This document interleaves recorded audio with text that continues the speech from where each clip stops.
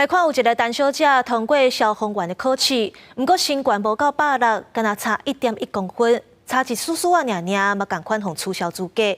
这个陈小姐就去申请实现，讲身高的限制袂影响伊专业的能力。那消防署表示，为过去的经验来看，身高若无够，救灾会有风险。消防员入去火场救援，牵水线、升运推车，对关键所在喷水。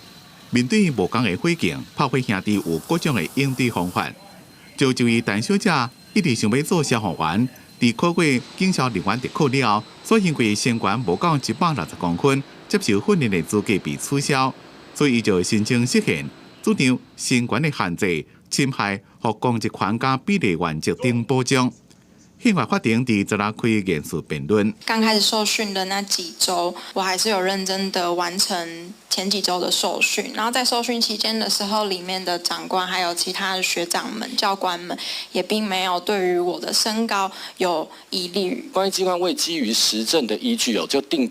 以及维持非原住民女性应该要高于160公分使得担任消防人员的规定显然跟确保消防任务遂行的目的欠缺任何直接且绝对必要的关联。这个人差1.1公分，无法度做消防员。陈小姐主张，相关的身高限制、甲专业能力一个实际需求拢无关系，拢是猜测性的讲法。无科学的证据显示，身高无够标准，伫救灾时阵会有无法度用力的危险，这是对矮人的一种歧视。在实务上救护的过程当中，很容易受到酒醉、精神病患或者是个人，因为对方个人体格比较优势会变成我们的弱势的情形，这是我们也考虑到的一个情形。地处消防署长表示，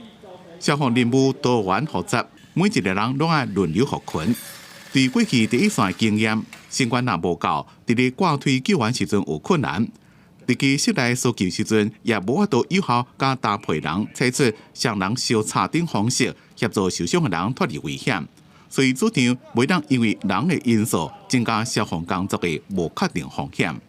记者综合报道。